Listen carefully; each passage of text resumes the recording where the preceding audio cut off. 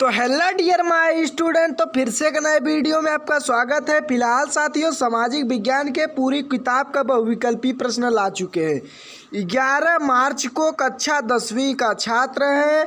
11 मार्च target है, 11 मार्च 20 में 20 number बहुविकल्पी लेकर जाइए आज की इस वीडियो में। जी हाँ साथियों, वन लाइनर के बहुविकल्पी प्रश्न है जो कि पूरी किताब के महत्वपूर्ण प्रश्न है। पूरी किताब की बात कर रहे हैं, सामाजिक विज्ञान के पूरी किताब का वीडियो के अंत तक बने रहिए साथियों। आज की इस वीडियो में हम वन लाइनर क्वेश्चंस आपके बहुविकल्पी प्रश्न एग्जाम में जो कि फंसने वाले प्रश्न हैं। तो देखिए, पहला प्रश्न है कि आर्थिक महामंदी का प्रारंभ किस वर्ष हुआ।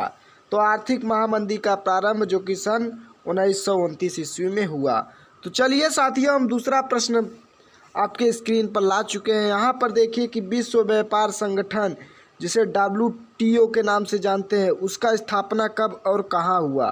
तो 1995 में जो कि जिनेवा में हुआ। तो साथियों, आपका अगला प्रश्न है कि यहाँ पर देखिए तीसरा प्रश्न जो कि यहाँ पर आपके सामने आता है कि संयुक्त राष्ट्र संघ की स्थापना हुई कब। तो जो कि सन 1945 में संयुक्त राष्ट्र संघ की स्थापना, जो कि मुख्यालय में यानी कि इसका मुख्यालय कहाँ है, जो कि न्यूयॉर्क में है। संयुक्त राष्ट्र संघ का स्थापना सन 1945 ईस्वी में, इसका मुख्यालय जो कि न्यूयॉर्क में है। तो साथियों, यहाँ पर देखिए अगला प्रश्न है आपका मोस्ट इम्पॉर्टेंट कि प्रथम विश्व युद्ध का प्रारंभ कब हुआ था। तो प्रथम विश्व युद्ध का प्रारंभ सन 1914 ईस्वी में हुआ था। तो चलिए फिलहाल यहाँ पर अगला प्रश्न है आपका कि पंजाब में भूमि निम्नीकरण का प्रमुख कारण था क्या। अधिक सिंचाई। वन लाइनर प्रश्न है, वीडियो अंत तक देखिए। किस राज्य में काली मिट्टी पाई जाती है। तो जो कि गुजरात में काली मिट्टी पाई जाती है। और यहाँ पर लाल मिट्टी की बात करें तो लाल मिट्टी पाई जाती है, लाल और पीली मिट्टी पाई जाती है। तो लाल और पीली मिट्टी कहाँ पाई जाती है। तो मालवा प्रदेश में पाई जाती है। देखिए साथियों, अगला प्रश्न आपके सामने आता है कि पर्वतों पर मृदा अपरदन का साधन क्या कहलाता है। यानी कि जल। अगला प्रश्न है साथियों, यहाँ पर देखिए भूमि कैसा संसाधन है।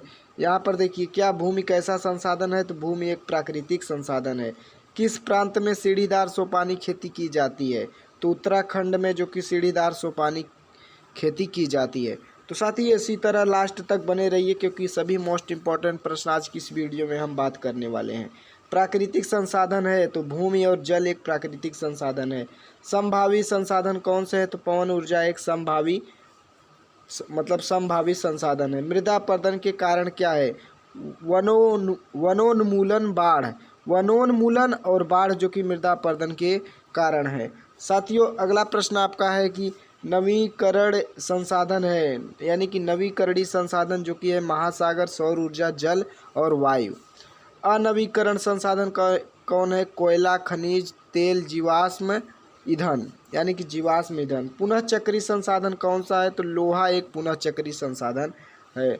आपका अगला प्रश्न है साथियों, जैव संसाधन क्या है। तो पशुधन, मत्स्य और प्राणी जगत, वनस्पति और मनुष्य क्या है, जैव संसाधन है। अजैव संसाधन में क्या आ जाते हैं, धातुएं और चट्टानें अजैव संसाधन में आ जाते हैं। सलाल बांध किस नदी पर है। तो चिनाब पर है, चिनाब पर। अब रबी की फसलें की बात कर लेते हैं कि रबी की फसलें कौन सी है। तो गेहूँ, जौ, चना, मटर जो कि रबी की फसल है। खरीफ की फसल की बात करें तो धान, मक्का, ज्वार, बाजरा, सोयाबीन, उड़द, मूंगफली, सन, कपास, जूट, ये सब तुम्हारे खरीफ की फसलें हैं। और रोपण की फसलें की बात करें तो गन्ना, चाय, कहवा, खड़, नारियल, ये सब तुम्हारे क्या हैं, रोपण की फसलें।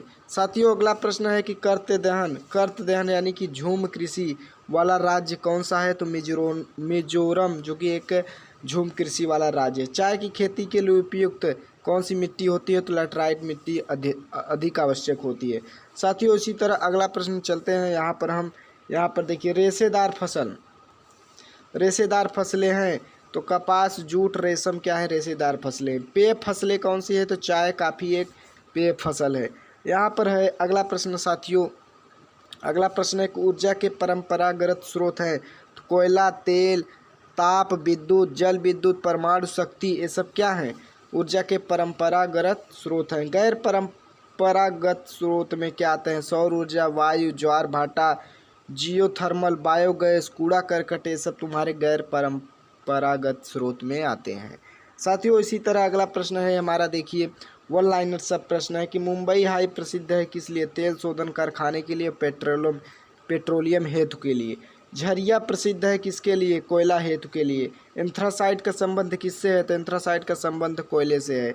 साथियों इसी तरह लास्ट तक बने रहिए क्योंकि सभी मोस्ट इंपॉर्टेंट प्रश्न आपका कहीं से भी एग्जाम में पूछे आप फटाक से उत्तर दे देंगे। झारखंड यानी कि जिसे कोडरमा अग्रणी उत्पादक कौन सा है? तो अभ्रक का।